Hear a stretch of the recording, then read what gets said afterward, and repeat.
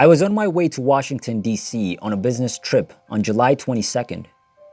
Everything seemed normal until we landed in Denver for a plane change. As I was retrieving my items from the overhead bin, an announcement was made for Mr. Lloyd Glenn to visit the United Customer Service representative as soon as possible. I didn't think anything of it until I got to the plane's exit door and heard a gentleman question every male if they were Mr. Glenn. I realized something was wrong at this moment, and my heart sunk. When I stepped off the plane, a sad young guy approached me and said, "Mr. Glenn, there's an emergency at your home. I'm not sure what the situation is or who is involved, but I'll escort you to the phone so you may contact the hospital." My heart was now hammering, but the need to remain calm won out. Woodenly, I followed this guy to a distant phone and dialed the mission hospital number he provided me. My call was routed to the trauma center, where I heard that my 3-year-old son had been caught beneath the automatic garage door for several minutes and was dead when my wife discovered him. CPR was started by a neighbor who's a doctor, and paramedics maintained the treatment while Brian was being transferred to the hospital. Brian had been awakened by the time I called, and they felt he would survive, but they didn't know how much damage had been done to his brain or heart. They explained that the door had closed entirely on his little sternum, just over his heart. He'd been suffocated to death. My wife sounded apprehensive, but not panicked after conversing with the medical professionals, and I took comfort in her steadiness. The return flight seemed to take an eternity, yet I arrived at the hospital 6 hours after the garage door had been closed. Nothing could have prepared me for seeing my small boy resting so still on a large bed with tubes and monitors all over the place when I came into the intensive care unit. He was breathing through a mask. I looked at my wife, who was standing and trying to offer me a reassuring smile. Everything seemed like a nightmare. I was filled in on the specifics and given a cautious outlook.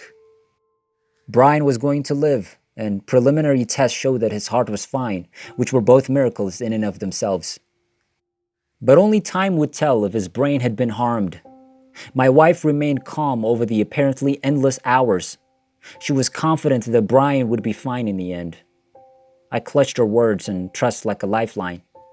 Brian was unconscious the entire night and the next day.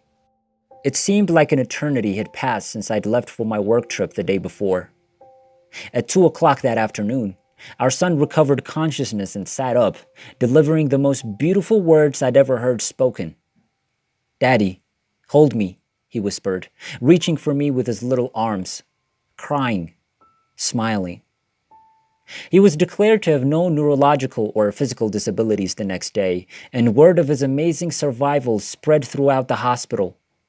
When we brought Brian home, we felt a special appreciation for the life and love of our Heavenly Father that only comes to those who are close to death. There was a particular mood in our home in the days that followed. Our 2 children were considerably more attached to their younger sibling.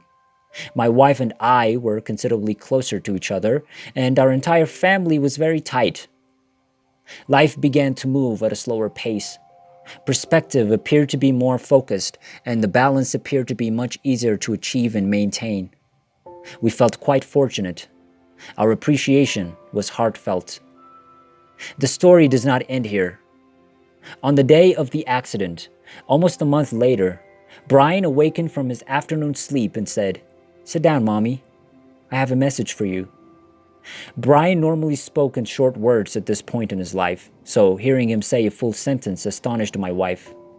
She sat next to him on his bed, and he began telling her his sacred and astonishing story. "Do you recall when I was stuck beneath the garage door? It was quite hefty, and it stung a lot.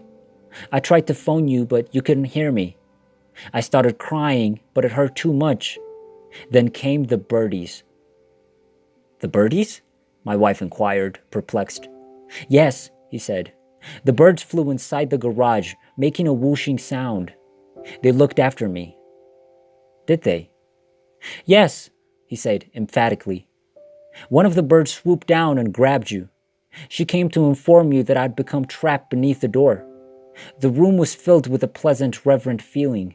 The spirit was both powerful and light as air. My wife recognized that because a 3-year-old has no idea of death or spirits.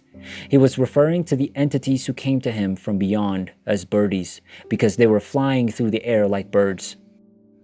"How did the birdies look?" she inquired. "They were really gorgeous," Brian replied. "They were all dressed in white. Some of them sported green or white hair. However, several of them were dressed entirely in white." "Have they said anything?" "Yes," he said. "They assured me that the baby would be fine." "The baby?" my wife inquired, perplexed. Brian responded, "The infant is on the garage floor. You came out, opened the garage door, and hurried to the infant," he said.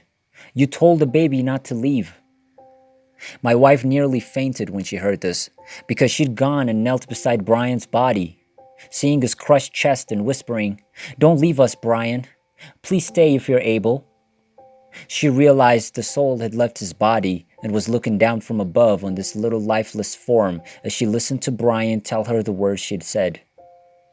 "So what happened?" she inquired. "We went on a trip far, far away," he explained. He became upset as he tried to express what he didn't seem to have the words for. My wife tried to soothe and comfort him, assuring him that everything will be fine. He fought with wanting to express something that was obviously extremely important to him, but he couldn't find the words. "We were flying swiftly in the air. They're really lovely, Mommy," he continued. "There are also a lot of birdies." My wife was taken aback. The pleasant, comfortable spirit engulfed her more solidly in her head, but with an urgency she had never known before. Brian went on to say that the birdies had instructed him he had to return and tell everyone about the birdies. He claimed that they returned him to his home and that a large fire vehicle and an ambulance were present. A man was carrying the baby out into a white bed, and he tried to convince him that the kid was well, but the man couldn't hear him. He claimed the birds informed him he had to accompany the ambulance, but that they would be nearby. He said they were so beautiful and serene that he didn't want to leave. Then there was a dazzling light. He stated that the light was both bright and warm, and that he adored the bright light. Someone approached him in the brilliant light and wrapped their arms around him, saying, "I love you, but you have to go back. You must play baseball and inform everyone about the birdies." The person in the bright light then kissed him and waved goodbye. Then whoosh came the tremendous sound, and they vanished into the skies. The narrative lasted an hour. He told us that birdies are always around, but we don't see them because we look with our eyes, and we don't hear them because we listen with our ears. They are, nevertheless, always present. They're only seen here. He put his hand over his heart. Because they love us so much, they whisper things to us to help us do the right thing. "I have a plan, Mommy," Brian continued. "You have a strategy. Daddy has a strategy. Everyone has a strategy. We must all follow through on our intentions and uphold our pledges. Because they adore us, the birdies assist us in our endeavor." In the weeks that followed, he frequently returned to us and told us all or part of what had happened, over and over. The plot was always the same. The particulars were never altered or out of sequence. He provided morsels of information and reiterated the message he had previously conveyed a few times. It never stopped to astonish us how he could tell us such specifics and speak beyond his capacity while discussing his birdies. He informed strangers about the birdies everywhere he went. Surprisingly, no one ever gave him an odd look when he did this. Rather, they always had a softer expression and smiled. Needless to say, we haven't been the same since, and I hope we never will be.